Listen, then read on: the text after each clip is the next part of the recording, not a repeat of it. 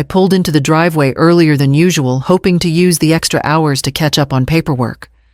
A client had canceled last minute some emergency on their end, and I thought maybe it's a sign. Maybe I needed a breather. But the second I stepped inside, I knew something was wrong. My hallway was crowded. My dresser stood against the wall near the front door. The nightstand sat beside it, drawer open, lamp teetering on top like it had been dragged in a hurry. My framed photo of Reed's graduation, still balanced on the edge, told me exactly who had touched it. The scent hit me next. Paint. Strong, cheap, synthetic. Not the subtle finish I had chosen months ago. No drop cloths, no ventilation. Just the careless fog of intrusion. I moved up the stairs slowly, each step, pulling something heavy through my chest. At the top, I turned the corner toward the master bedroom, my sanctuary. And there it was. Two men I had never seen before were painting the walls. Thick strokes of Pepto-Bismol pink covered the soft gray I had agonized over choosing. My chest tightened, and in the middle of it, arms crossed like a decorator at a reveal, stood Ivy. She looked proud, like a host showing off renovations on a show I never agreed to film. "Oh, good, you're early," she said, brushing her hand along the edge of the wall. "We're renovating it before moving in." She said it like I'd left a sticky note on the fridge master bedroom up for grabs. Go wild. I didn't say a word. Didn't ask why. Didn't ask how. I turned around, walked back down the stairs, past my furniture, past the hallway, where my life was now stacked like leftovers. Outside, I sat in my car with the engine off, hands gripping the wheel like it could anchor me. My phone buzzed with a calendar reminder, trash day tomorrow. I let it ring. Somewhere inside, they were still painting, still assuming, still taking, but they hadn't changed the locks. Not yet. The house wasn't much when I found it. Peeling paint, leaky faucets, a fence barely standing. The online listing had grainy photos and a warning about mature repairs, but when I walked through it the first time, I didn't see a fixer-upper. I saw something that didn't ask me for anything. Not a ride, not a recipe, not another sacrifice. I made the offer the next morning. It had been almost 2 years since I buried my husband. One since my older son, Darren, moved to Denver with his new wife, and just a few months into Reed's marriage to Ivy, which had already settled like fog over my weekends. They weren't cruel, just present, always present. At Sunday dinners, on Thursday, drop-ins. Ivy had a way of inserting herself with soft commands disguised as questions. Is that the last piece of pie? Do you really want to keep that rug? After I closed on the house, I packed alone and moved in with no ceremony. I didn't ask for help. I didn't need it. Still, I handed Reed a spare key, just in case I said. I told myself it was smart, practical. He was family. If I locked myself out, if something happened, I gave it to him the way mothers give things they know will never be returned. For months it sat on his key ring, unused. Or so I thought. Until yesterday, I didn't question it. I saw him fidget with keys during brunch once. Ivy joked that he had too many, couldn't tell them apart. Now I wondered if that had been a test balloon, to see if I'd flinch. I hadn't. I gave them that key. They took it as an open door, but now the house didn't feel like mine. Not with furniture in the hallway, not with pink on the walls, not with Ivy's voice echoing up my stairs like she belonged here. That night, I sat at the kitchen table with my coffee and looked down at the drawer where I kept the other spare. I slid it out, wrapped it in a paper towel, and dropped it in the trash. Then I opened my phone and searched locksmith near me. Doi Jai Lafien Ban Jasua Laikua. Chapter 3. Jefu Hop Voi Chi Tiet. Corliss La Goafu. Kong Kon Chong Jong Thoi Gyun Nguyen Gyong Van. Nip Ju Vakam. Kshu Kwa Kat Trong Truok. The thing about pot roast is it takes hours. You don't make it for people you barely tolerate. You make it for family even when you know they might twist the knife between bites. The table was set, like it always had been. Salad, bread, roast, still warm coffee in the chipped mugs I refused to replace. Reed sat across from me. Ivy beside him. My sister-in-law had flaked. My father was long gone. And my husband, well. The chair he used to sit in hadn't moved, but it hadn't been filled either. I was halfway through telling them about the new rosemary I'd planted out back when Ivy cut in. Since our lease is ending, she said casually, we thought we'd stay with you a bit. There it was. I looked at Reed. He wasn't even pretending to be surprised. He just cut his roast like he hadn't heard a thing. Ivy kept talking. You have the space. We wouldn't be in the way. It just makes sense. I set down my fork. No. She blinked like I'd misunderstood. It's just temporary. No, I said again, steady and clear. Reed let out a short sigh. Mom, come on.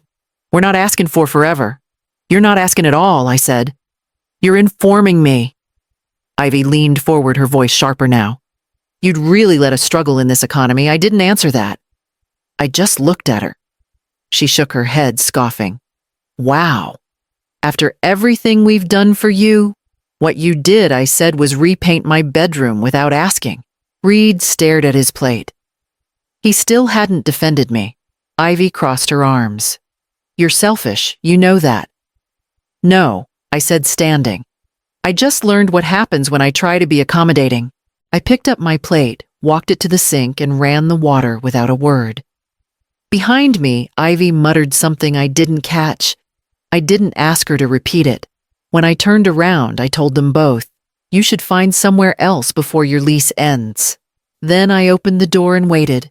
I hadn't thought about the housewarming party in months. Not until Ivy brought up helping around the house like she was doing me a favor. Then it all came flooding back. I'd planned that party down to the last folding chair, bought string lights, polished the silverware, made lemon chicken, and passed on the store-bought cake in favor of a recipe my mother left in an old notebook.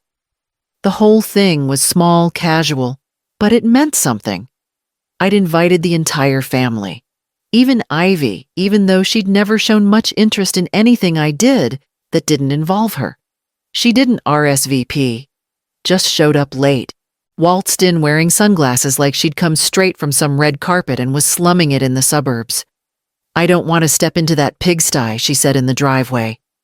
Didn't even lower her voice. I heard her. I let it go. Inside, she barely said hello. Didn't touch the chicken. Didn't sit down. She floated from room to room, running her finger across shelves like an inspector on a silent mission. Once in the kitchen, she leaned toward Reed and whispered, I would have knocked down this wall. Feels cramped. I smiled when our eyes met. But I didn't forget. Later, I saw her in the guest room rubbing a spot on the baseboard. It's a bit uneven, she said loud enough for me to hear from the hall. I was carrying a tray of glasses. I didn't drop them, but I thought about it. Everyone else had been kind. Neighbors I barely knew complimented the color scheme. One of my coworkers brought a plant for the window. My sister-in-law hugged me and said, This place has your fingerprints all over it. In a good way, but Ivy, she gave me a limp wave when she left early. Didn't even take a cookie for the road. And now she stood in my dining room asking to move in as if none of that had happened. As if the woman who once called it a pigsty was doing me a kindness. That was the night I bought new security cameras. The locksmith showed up just after 10. A new guy this time, young, polite, didn't ask questions. He replaced every lock while I stood in the doorway with my arms crossed. Front door, back door, garage. Even the old latch on the side gate. I paid in cash and tipped him double. Then I drove straight to the hardware store. The man at the counter tried to upsell me a different shade, something more modern, he said. I told him no. I wanted the exact color I'd picked the first time. The one I tested in swatches across 3 walls.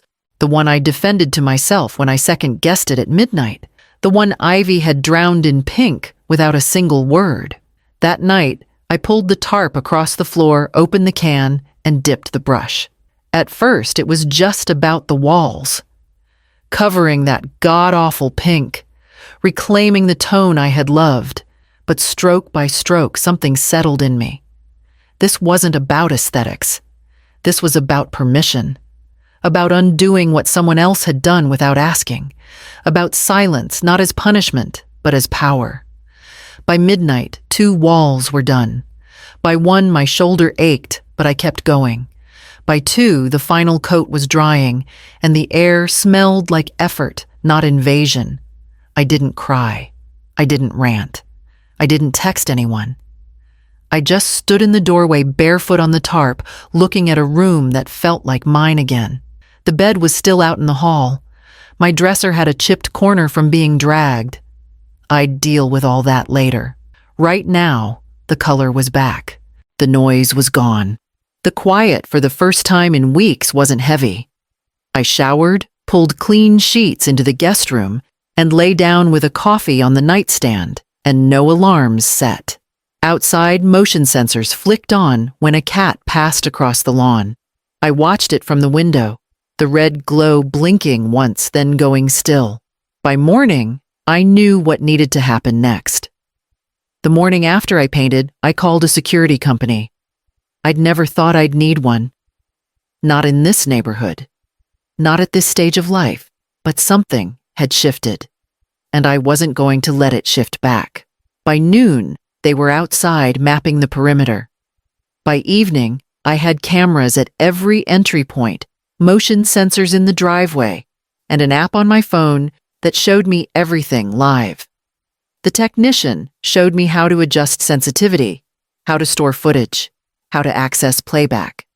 I took notes, but I knew I wouldn't forget. That night, I walked the yard watching the small green lights blink in the dark like fireflies. A quiet warning, I see you now. 3 days later, I was having lunch in my office when the phone buzzed. Motion detected. Front door. I swiped to open the feed. There he was. Reed. Standing on my porch like he had every right in the world to be there. He glanced over his shoulder, then reached into his pocket.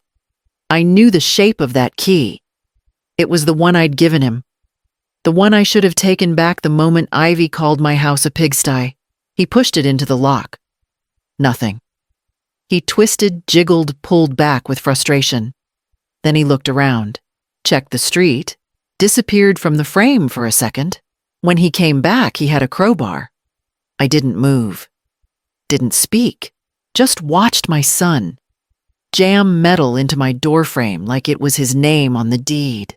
The system was already blaring, lights flashing.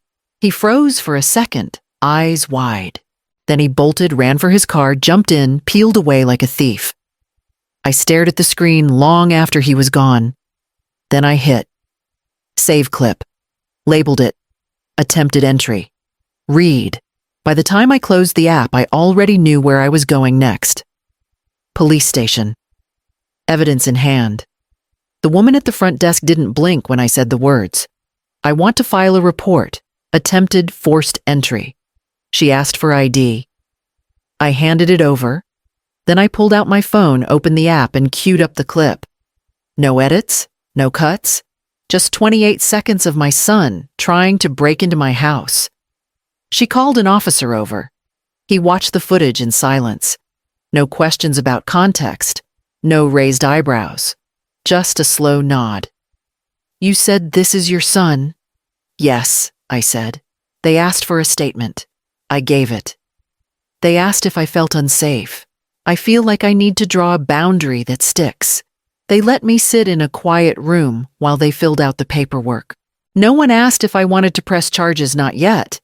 They just took the report and logged the video. It wasn't revenge. It was record keeping. For the first time in months, I felt like I was no longer imagining things. The line I drew had been real, and now it had a timestamp.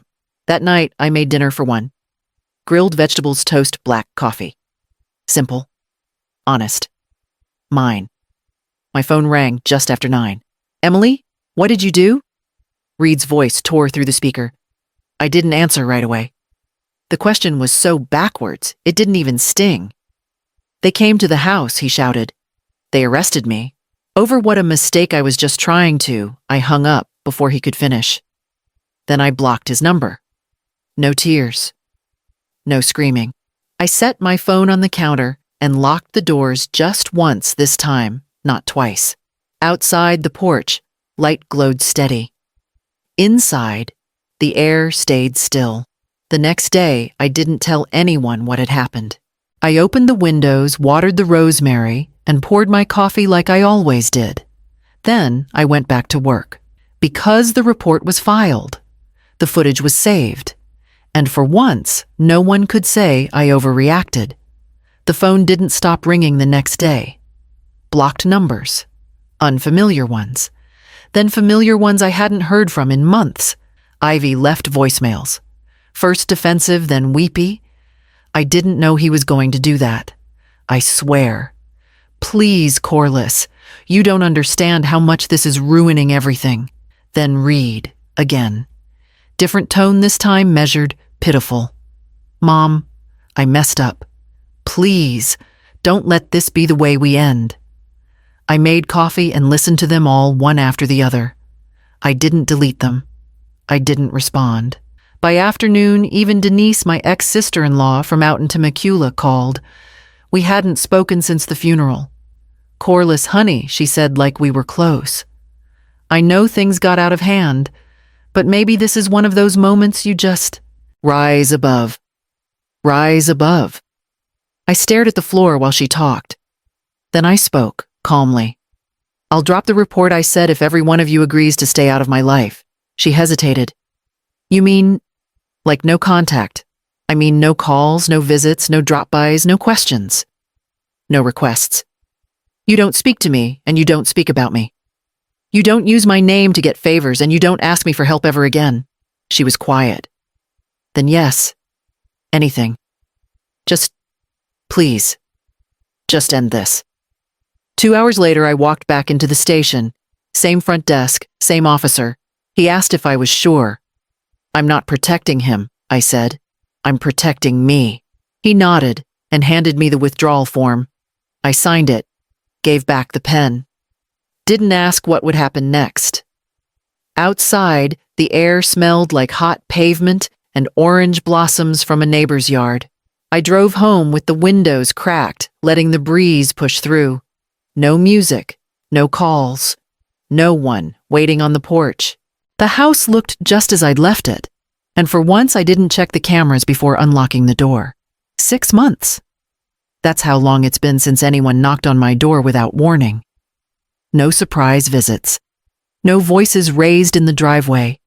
No secondhand guilt dropped off like an unwanted casserole. My phone is still quiet. Not even a birthday text. Reed didn't call in June. Ivy didn't send one of those smug cards she used to pick from the clearance bin. Not that I ever asked for either. Most mornings I drink my coffee by the kitchen window. Same mug, same view. The rosemary bush is thriving. I trimmed it back in May, and now it spills over the stone edging like it's showing off. The cameras don't buzz. The locks don't rattle. Sometimes a squirrel triggers the motion sensor, but I never mind those. I painted the guest room last month, a soft almond color. Not because I'm expecting anyone, but because it makes me feel rested when I walk past it. The hallway is clear now, no stacks of displaced furniture. Everything is where I want it. Everything is mine. There are nights the quiet stretches too wide. Nights where I wake up reaching for something that isn't there. Habit, mostly. Grief wears different faces. It used to knock me over. Now it's just a shadow that passes through and leaves the air still behind it. I go to the store when I want. I sleep in on Saturdays. Sometimes I walk past families at the park and wonder what mine tells people about me now if they say I'm bitter, selfish, cold. Maybe they do. Maybe it's easier to label someone than admit what you took from them. I've stopped caring about the labels. My home smells like lemon oil and cut grass. The rooms don't carry echoes anymore. They hold space. for my books, for my music, for the life I'm building that doesn't require permission. I set the coffee cup in the sink and open the back door. No one follows. And no one needs to. Doi Jai La, Chapter 10, Jan Juot Sualai, Huan Tuan Hop Li Vixung, Hogyun Guyen, Kam Suk Mak Truyen, Varo Rang Khang, Jin Toi La Me Kua Reed, Michong Kua Ivy. Moi Ten Goi Ju Nhat Kwan, Voikat Chong Truok, I ran into my cousin Laurel at the market. We hadn't spoken since before everything, before the party, before the police report, before Reed tried to force his way through the front door. She hugged me like nothing had happened, asked about my rosemary, complimented the paint color on my nails, and then just like that. So, Ivy's pregnant. Huh. The sentence landed like a dropped glass. Sharp, but already past. They're staying with your in-laws now, she added. Your son's still having a rough time with work. Laurel said your name like it still belonged to them. Like I should have known. I didn't say much. Just smiled at the lemons in my basket and moved on. Pregnant. Living with my late husband's sister and her husband. Still broke. Still not my problem. Back home, I put the groceries away and walked the house like it was something sacred. In the guest room, the almond walls caught the late sun. I touched the edge of the nightstand. I refinished myself last winter. No clutter, no compromise. Down the hall, I opened the door to the master bedroom. The gray walls, my gray, still held their calm. No streaks of pink. No intrusion. The kitchen smelled like fresh rosemary. I stood by the sink and watched the light shift across the tile. This house didn't belong to Reed. It didn't belong to Ivy. And it certainly didn't belong to people who only remembered I existed when they needed a bed or a key or a soft landing. I didn't feel guilt. I felt relief. I bought this house to rebuild my life, not to host theirs. Not to be turned into a backup plan. Not to be softened and steamrolled under their version of family. I earned every inch of this space. And now it fits me. No one else's name is on the deed. No one else picks the color, and no one else gets a say.